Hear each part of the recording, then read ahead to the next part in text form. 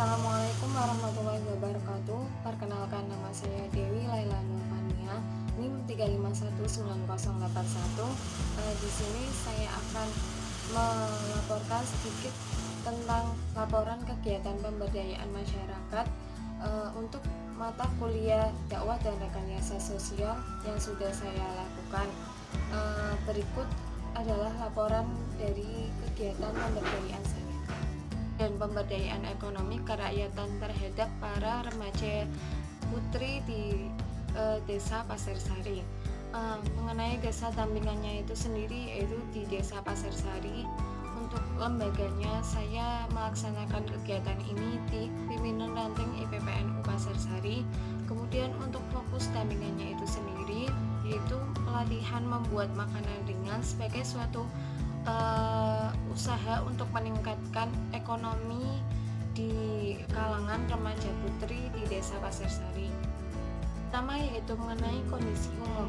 Desa Pasir Sari itu adalah salah satu desa di Kelurahan Pasir Kraton Keramat, yaitu di wilayah Kecamatan Pekalongan Barat, Kota Pekalongan. Wilayah Desa Pasir Sari itu sendiri terkenal dengan daerah yang sering dilanda oleh banjir, karena memang letak dari desa tersebut yaitu di wilayah pesisir pantai utara, yang manakala daerah tersebut memang sering dilanda oleh bencana banjir.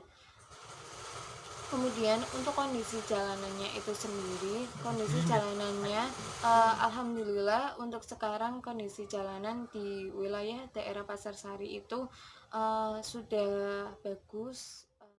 Namun tidak semua jalan di Desa Pasir Sari itu sudah baik dan layak digunakan. Terdapat dari sebagian wilayah Pasir Sari itu sendiri ada jalan yang membutuhkan perbaikan, karena daerah tersebut sering terkena oleh air rob, sehingga jalannya itu walaupun sudah diperbaiki itu akan cepat rusak, sehingga untuk beraktivitas itu menyusahkan warganya. Untuk kondisi rumahnya sendiri, karena sering terkena oleh bencana banjir, banyak rumah warganya itu yang mengalami perenovasian rumah untuk diperbaiki, perbaiki terus. Kemudian ada juga sebagian dari rumah warga yang sudah tidak dihuni karena terlanda oleh banjir tersebut yang tidak berangsur-angsur surut. Jadi mereka itu kebanyakan meninggalkan rumah mereka dan mencari tempat lain untuk dibangun rumah dan dihuni. Yang kedua yaitu kondisi khususnya. Desa Pasir Sari itu merupakan desa yang masyarakatnya itu terkenal dengan seorang pengusaha kain batik, atau terkenal dengan usaha pembuatan kain batiknya. Namun tidak semua dari warga atau masyarakat di Desa Pasir Sari tersebut menjadi seorang pengusaha batik. Banyak juga dari warganya yang bekerja sebagai tenaga pengajar, kemudian ada juga buruh, kemudian ada juga pedagang atau penjual. Di Desa Pasir Sari tersebut ada suatu organisasi kemasyarakatan yang beranggotakan para remaja putri. Di organisasi kemasyarakatan tersebut anggotanya itu terdiri dari kalangan yang sudah bekerja, ada juga yang masih di kalangan pelajar. Namun walaupun mereka berbeda, yaitu dari kalangan orang yang sudah bekerja dan juga ada kalangan juga yang masih pelajar, mereka itu tetap bisa menjadikan suatu organisasi kemasyarakatan tersebut menjadi ladang mereka untuk berkumpul dan juga melakukan rutinitas mereka yang satu tujuan. Salah satunya yaitu ada suatu kegiatan setiap minggunya, yaitu mereka itu mengadakan rutinan rutinannya itu ada membaca Yasin Tahlil. Kadang juga selain membaca Yasin Tahlil, mereka itu membaca Maulidul Berzanji di setiap malam Jumatnya. Yang ketiga yaitu alasan penentuan tema dan lokasi dampingan. Di era sekarang, masalah ekonomi itu merupakan suatu permasalahan yang melanda di berbagai kalangan. Salah satunya yaitu di kalangan para remaja putri. Suatu organisasi itu hendaknya bisa mempunyai suatu usaha sendiri ataupun lebih-lebih bisa mempunyai suatu koperasi. Selain itu juga seharusnya para remaja putri tersebut bisa menjadikan organisasi tersebut sebagai ladang untuk mereka memiliki kesempatan untuk belajar, kemudian juga memiliki kesempatan untuk mereka mengembangkan bakat-bakatnya. Para remaja IPPNU Pasar Sari itu membutuhkan suatu pelatihan untuk membuat suatu produk ataupun usaha agar dapat menjadi bekal mereka untuk mereka membuat usaha sendiri. Yang keempat yaitu mengenai kondisi dampingan yang diharapkan.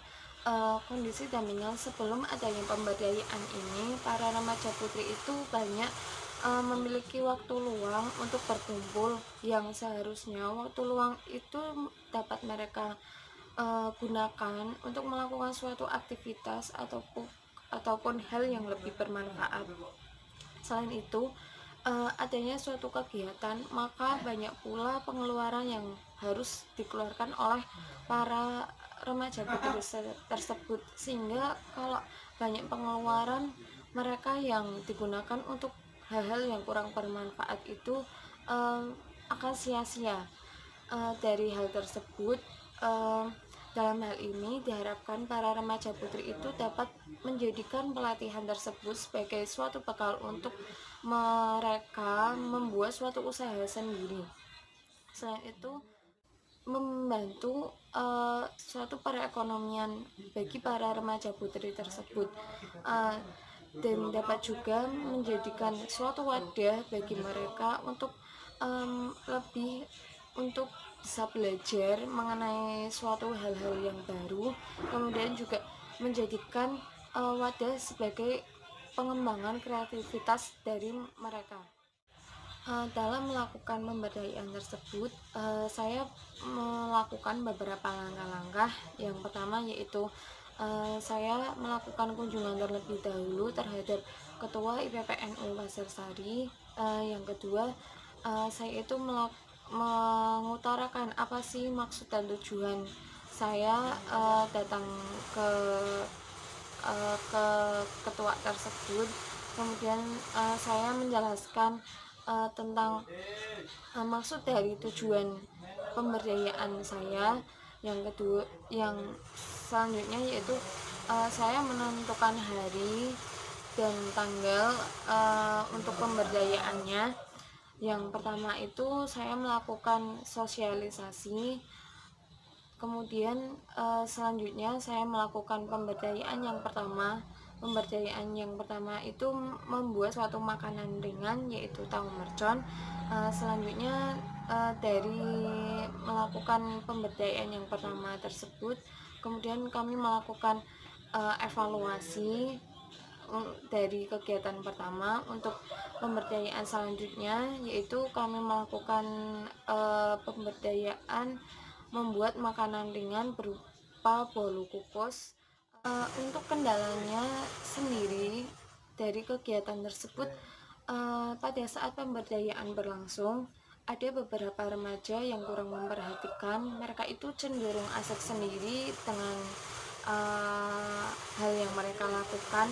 Hal itu menjadikan mereka itu kurang paham tentang proses yang sudah dijelaskan kami sebagai pelatih dalam menjelaskan langkah-langkah pemberdayaan tersebut. Kemudian saran saya yaitu ketika sedang ada orang yang menjelaskan mengenai Untuk kendalanya sendiri dari kegiatan tersebut, pada saat pemberdayaan berlangsung, ada beberapa remaja yang kurang memperhatikan. Mereka itu cenderung asik sendiri dengan hal yang mereka lakukan. Hal itu menjadikan mereka itu kurang paham tentang proses yang sudah dijelaskan kami sebagai uh, pelatih dalam menjelaskan langkah-langkah pemberdayaan tersebut. Kemudian saran saya yaitu ketika sedang ada orang yang menjelaskan mengenai pelatihan ataupun apa itu, hendaknya orang tersebut, yaitu para remaja putri, dapat memperhatikan dengan baik. Mungkin itu yang dapat saya sampaikan mengenai laporan kegiatan pemberdayaan ekonomi kerakyatan yang sudah saya lakukan. Kurang lebihnya saya mohon maaf yang sebesar-besarnya. Akhirul kalam, wallahul muwaffiq ila aqwamit thoriq. Wassalamualaikum warahmatullahi wabarakatuh.